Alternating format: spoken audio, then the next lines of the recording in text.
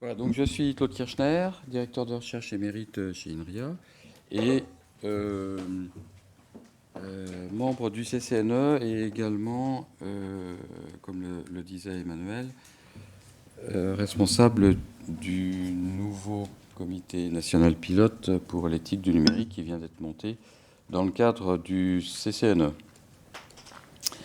Alors, dès que la machine veut bien me redonner la main, merci.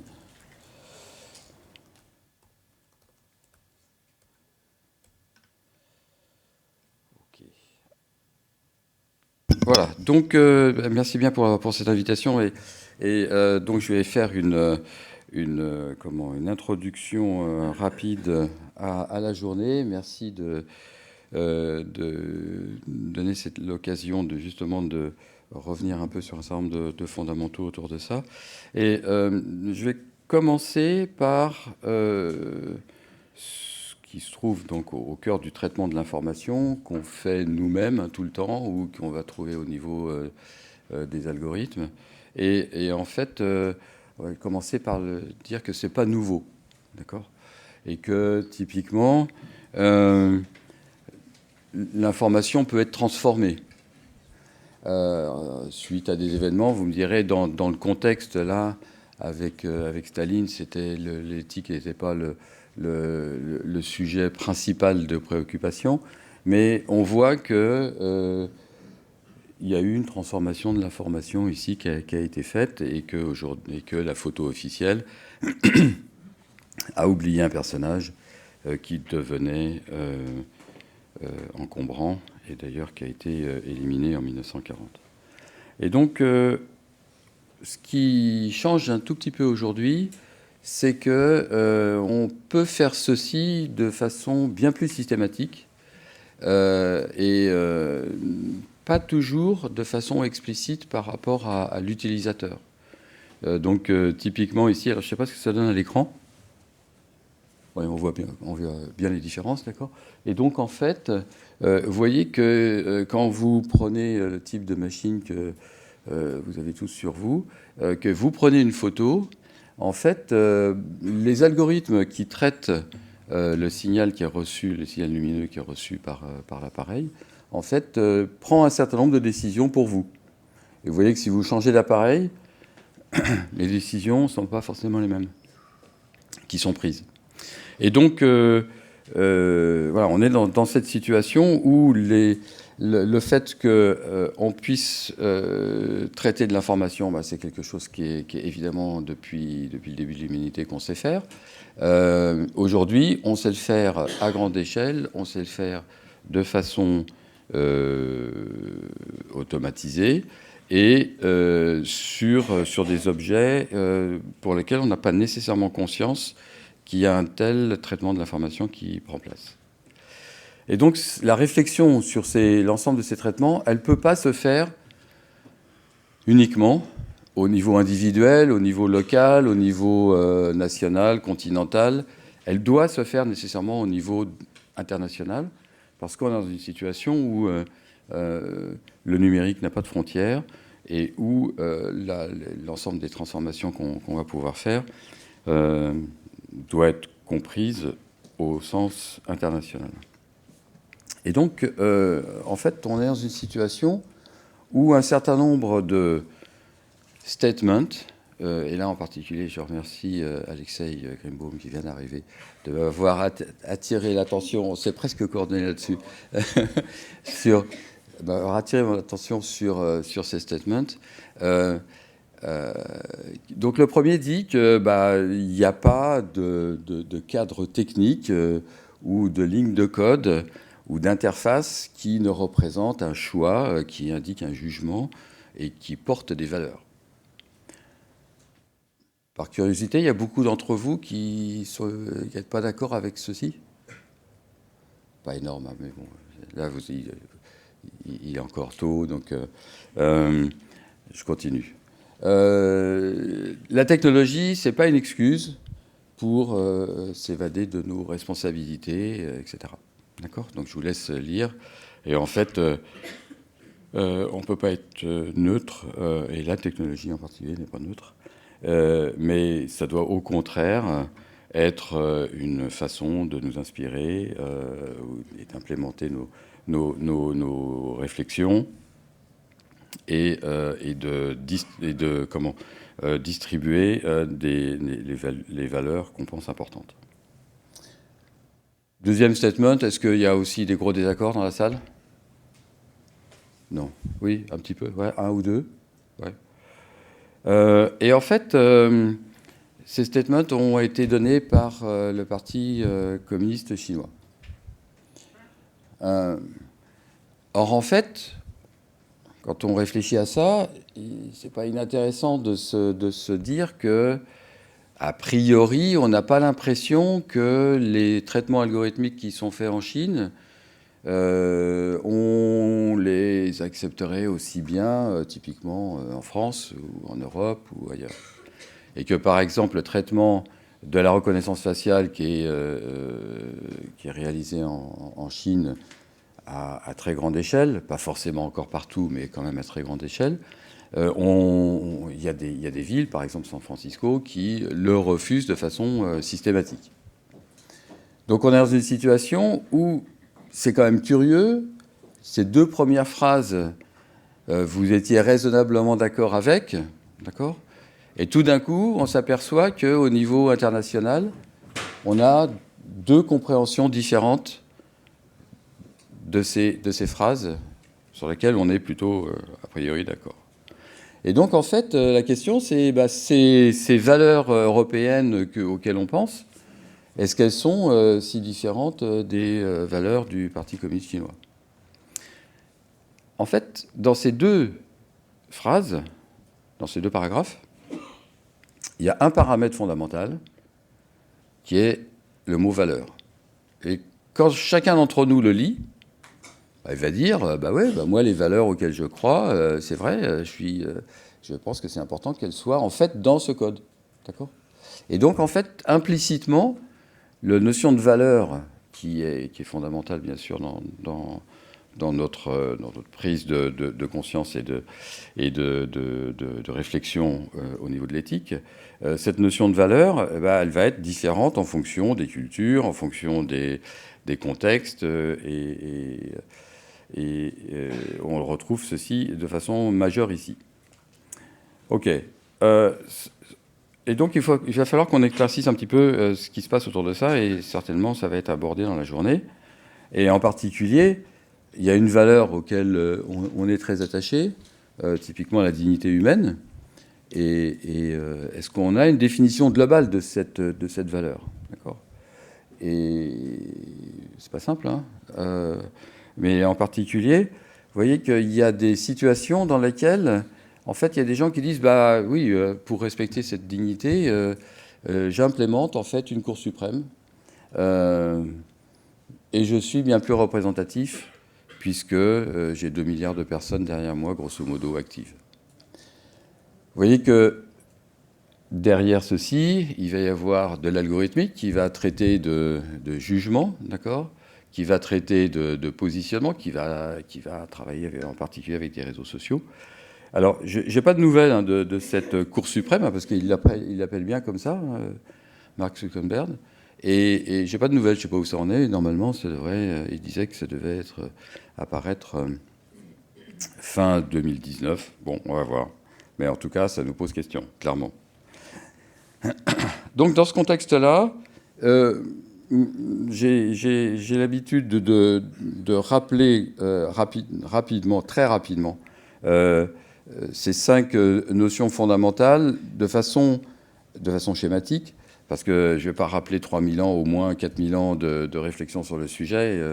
Alexei et bien d'autres seraient capables de disserter sur le sujet pendant au moins la journée. Mais pour moi, le travail autour de l'éthique consiste à savoir se positionner sur des hiérarchies de valeurs, savoir mettre quels sont l'ordre dans lequel on veut mettre les valeurs, chemin faisant au cours du temps, basé sur l'expérience et la réflexion personnelle et collective. Donc le collectif est aussi fondamental, bien sûr. Alors, je passe rapidement sur qu'est-ce que c'est que la morale, sur laquelle je ne veux pas détailler plus les choses, ce que c'est que la déontologie, la règle de la profession, sur l'intégrité. sur laquelle il y a aussi des réflexions évidemment dans politique qui sont engagées, sur le droit. Voilà. Mais tout ça, il faut bien comprendre que ce sont des concepts différents et que là, aujourd'hui, principalement, on s'intéresse au premier, c'est-à-dire l'éthique. Et donc, c'est quoi ces valeurs ? Alors, on va se rapprocher plutôt que de réfléchir sur directement les algorithmes. Là, je vais prendre juste mon exemple préféré. Et donc, tout le monde dit non, je ne suis pas d'accord avec la première situation, et tout le monde dit je suis d'accord avec la deuxième. D'accord. Alors, tout le monde, à moins qu'il y ait beaucoup d'entre vous qui n'aient pas ce type d'objet dans sa poche là à l'heure actuelle. Et en fait, pourquoi tout d'un coup on change d'opinion alors que en fait la situation est très très similaire, d'accord ? C'est parce qu'en fait on a un certain nombre de valeurs qui vont rentrer, de hiérarchie de valeurs qui vont rentrer dans cet exemple simple et dans lequel en fait ça va être intéressant de regarder quel est le point de vue du concepteur, de l'utilisateur ou du programmeur. Et en fait, par rapport à l'anonymat, par exemple, d'accord, vous n'avez pas forcément envie d'être toujours repéré grâce à votre téléphone. Eh bien, est-ce que par contre, le concepteur ou le programmeur prend ça en compte ? Voilà, c'est les questions, l'ergonomie, l'encapacitation, le respect de la personne, le respect de sa réputation, de sa position, etc. La réversibilité, hein, quand on parle... Est-ce que une fois qu'on a pris un téléphone et qu'on a pris un abonnement téléphonique, qu'on s'est mis dans ce système, est-ce qu'on peut s'en sortir facilement ? Voilà. C'est pas complètement évident, d'accord ? Loin de là. L'autonomie, d'accord, est-ce que ça augmente notre autonomie ou pas ? Voilà. Donc, quels sont et à chaque fois, en fait, quels sont les points de vue qu'on va avoir en fonction de notre positionnement. Et vous voyez que quand je reprends le slide précédent, en fait, dans le premier cas, ça viole mes droits et par conséquent, je mets mes droits et en particulier la réversibilité et en particulier, par exemple, le respect de la vie privée. Je le mets au-dessus, dans la hiérarchie des valeurs, au fait que ça peut être utile que je sois géolocalisable facilement, parce que si jamais je suis, je travaille le soir, par exemple, dans un immeuble où il n'y a personne, ça peut être utile de savoir que je suis là pour pouvoir me donner un coup de main si jamais j'ai un malaise ou si j'ai besoin d'aide. Et donc, alors que dans l'autre cas, vous voyez qu'à cause de l'incapacitation que ça vous donne, vous dites, ouais, je suis d'accord, et donc vous allez mettre la valeur en capacitation au-dessus des autres, et donc la hiérarchie de valeurs va changer. D'accord ? Alors là, c'est un exemple simple. Vous voyez que en général, on va traiter des exemples dans lesquels l'ensemble des valeurs qu'on va avoir hiérarchisées va être à la fois plus complexe, plus nombreuses, dans des situations qui sont qui peuvent être bien différentes. Et en fait, vous voyez que les quatre premières là, on retrouve celles qui sont dans le rapport de Belmont et qui sont celles qui sont en général utilisées en médecine. Et il y en a bien d'autres, d'accord ? Et en particulier, autour de ce qui concerne l'algorithmique, il y a des exemples célèbres sur typiquement l'égalité par exemple, d'accès à des objets à un coût similaire, un coût identique même, alors que l'algorithmique aboutirait à implémenter, donc les programmes ne feraient pas vraiment ce boulot-là. Voilà, donc je ne veux pas rentrer plus dans les détails maintenant. Par contre, je voudrais insister sur le fait que les algorithmes, ça concerne bien sûr chacun d'entre nous, ça concerne bien sûr tous ceux qui programment, tous ceux qui conçoivent, et dans cela, il y a évidemment les entreprises.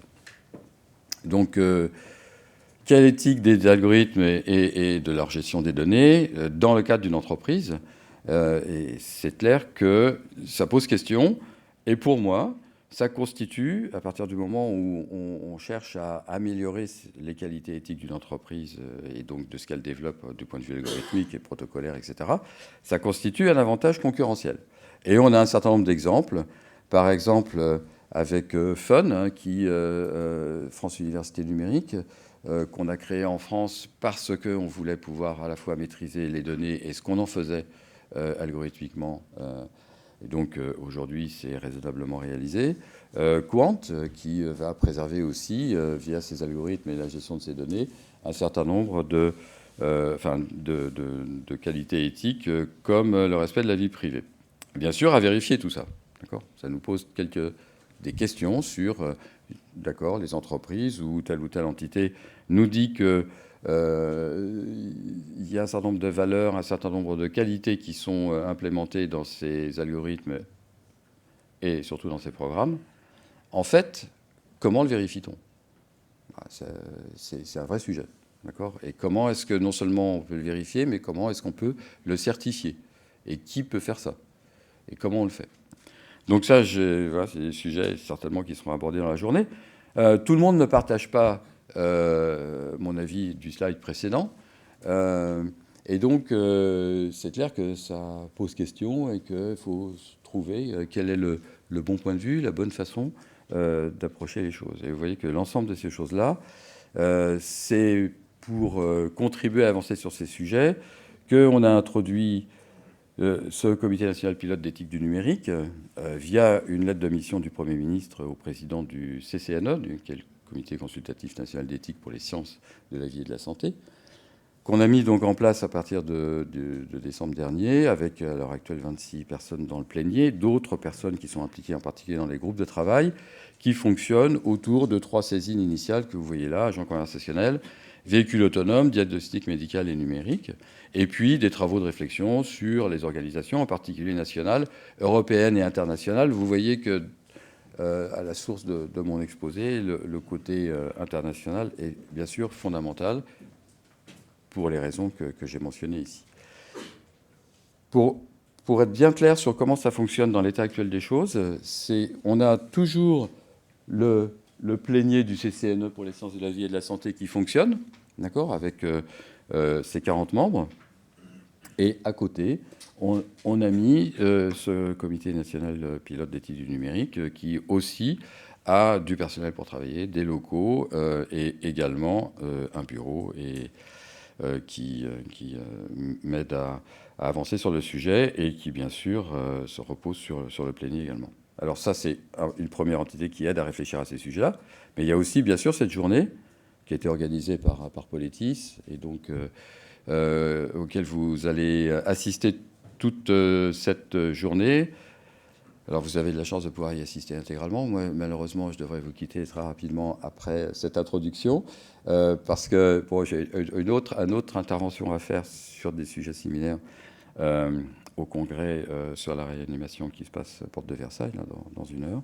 Et donc, je vous souhaite à toutes et à tous une très belle journée et profitez bien de l'ensemble de ces éléments. Si vous voulez, j'ai 2 minutes, je pense, encore pour 1 ou 2 questions, mais à vous de décider. Merci bien.